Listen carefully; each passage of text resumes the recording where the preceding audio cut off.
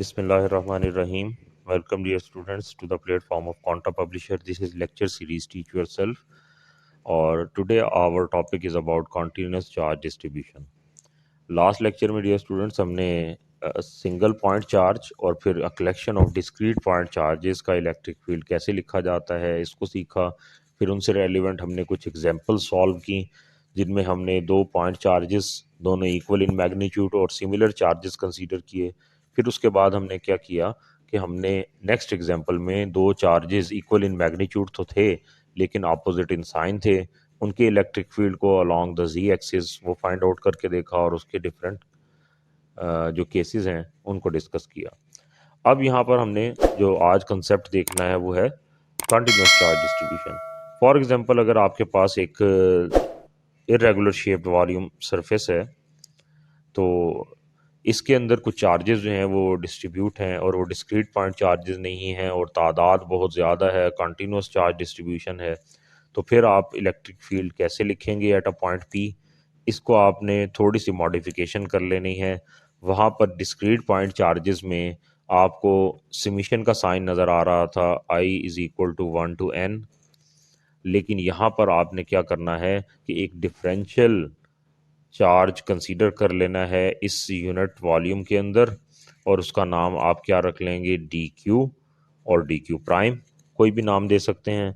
और उसके बाद आप उस पूरी इक्वेशन को इंटीग्रेट कर लेंगे इस अंदाज में कि electric field is equal to 1/4 pi epsilon naught integral 1/r² into r unit vector into d q. आपको यहाँ नजर आएगा राइट साइड पर डी क्यू लिखा हुआ है, that is the differential charge in that continuous charge distribution. अब charge distribution जो है वो यहाँ पर तीन तरह से जो है वो लिखी जाती है। सबसे पहले जो है वो लीनियर चार्ज डिस्ट्रीब्यूशन होगी कि अगर चार्जेस जो हैं वो अलोंग अ लाइन डिस्ट्रीब्यूट किए गए हैं तो फिर आप electric field at some point p उसको कैसे लिखेंगे, तो उसके अंदर जो है वो क्या चेंजिंग्स करनी है अभी हम देखते हैं इससे आगे उनका फार्मूला कैसे लिखते हैं। इसी तरह से अगर आपके पास एक सरफेस मौजूद है और इस सरफेस के ऊपर कॉन्टीन्यूसली चार्ज जो है वो डिस्ट्रीब्यूट है तो आप उसके अंदर एक डिफरेंशियल पार्ट को कंसीडर कर सकते हैं और इस डिफरेंशियल पार्ट की वजह से इस पॉइंट पी के ऊपर जो कि डिस्टेंस आर पर मौजूद है इलेक्ट्रिक फील्ड की इक्वेशन लिखना चाहें तो वो कैसे लिखेंगे। और यहाँ पर जो डिफरेंशियल एरिया आया है उसको आप क्या लिखेंगे, डी ए से एक्सप्रेस करेंगे। इसी तरह से अगर हम वॉल्यूम चार्ज डिस्ट्रीब्यूशन लिखना चाहते हैं तो आपने क्या करना है डियर स्टूडेंट्स कि उस वॉल्यूम के अंदर आपने एक डिफरेंशियल वॉल्यूम जो है वो कट ऑफ कर लेना है और उस डिफरेंशियल वॉल्यूम का नाम जो है वो डी टॉ रख लें या डी टॉ प्राइम रख दें। इसी तरीके से इसकी वजह से एट पॉइंट पी के ऊपर आपने इलेक्ट्रिक फील्ड की इक्वेशन लिखनी है। अब यहाँ पर कुछ फंडामेंटल डेफिनेशंस जो हैं वो हम लिखेंगे कि लीनियर चार्ज डिस्ट्रीब्यूशन वो किसके बराबर होती है, चार्ज पर यूनिट लेंथ के बराबर। इसी तरह से यहाँ पर इक्वेशन डेवलप हो जाएगी d q is equal to lambda into d l prime because lambda is equal to charge per unit length. तो ये फर्स्ट इक्वेशन डेवलप हो जाएगी। इसी तरह डियर स्टूडेंट सेकंड इक्वेशन आपको लिखी हुई है नज़र आ रही है, ये सरफेस चार्ज डेंसिटी की इक्वेशन है। सरफेस चार्ज डेंसिटी बराबर किसके आ जाएगी, चार्ज पर यूनिट एरिया। तो यहाँ से ये सेकंड इक्वेशन डेवलप हो जाएगी, d q is equal to sigma times d a हो जाएगा।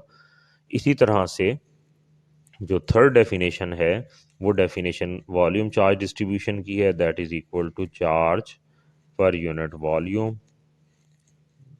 और अगर आप इसको रीअरेंज करें तो ये थर्ड इक्वेशन डेवलप हो जाएगी, d q is equal to rho into d tau. अब अगर हम ये तमाम डेफिनेशंस डी क्यू की one by one plug in कर दें किसके अंदर, ये जो फंडामेंटल इक्वेशन हमने बनाई थी यहाँ पर आपको राइट साइड पर डी क्यू लिखा हुआ नज़र आ रहा था। अगर हम इस पर एक दफ़ा डेफिनेशन अप्लाई करें लीनियर चार्ज डिस्ट्रीब्यूशन की, एक दफ़ा अप्लाई करें सरफेस चार्ज डिस्ट्रीब्यूशन की और थर्ड टाइम आपने अप्लाई करनी है वॉल्यूम चार्ज डिस्ट्रीब्यूशन की, तो तीन फार्मूलाज जो हैं वो डेवलप हो जाएंगे जो कि यहाँ आपको लिखे हुए नज़र आएंगे। जी ये देखें बाकी फैक्टर्स उसी तरह से हैं, राइट साइड पर 1/4 पाई एप्सिलॉन नॉट और इंटेग्रल के अंदर अगर आप देखेंगे तो सिर्फ दो चीज़ें चेंज हुई हैं, डी क्यू की जगह पर हमने क्या रिप्लेस कर दिया है, लैम्डा, जो कि डिपेंड कर रहा है किसके ऊपर, आर प्राइम के ऊपर, और डी एल प्राइम। बाकी r unit vector upon r square, ये उसी तरह से फैक्टर्स मौजूद हैं जो कि पहले फार्मूला में भी लिखे हुए नज़र आ रहे थे। इसी तरह सेकंड डेफिनेशन में अगर आप देखें स्टूडेंट्स, तो यहाँ पर आपको जो चेंजिंग नज़र आएंगी वो सिग्मा टाइम्स डी ए के हवाले से नज़र आएगी। और थर्ड फार्मूला में जो है वो रो अपॉन डी टॉ, रो और डी टॉ की फॉर्म में चेंज नज़र आएगा, बाकी इक्वेशन एज इट इज़ रहेगी। तो इस तरीके से आप linear charge distribution, surface charge distribution and the volume charge distribution, इनके लिए इक्वेशंस डेवलप कर सकते हैं। Thanks for watching.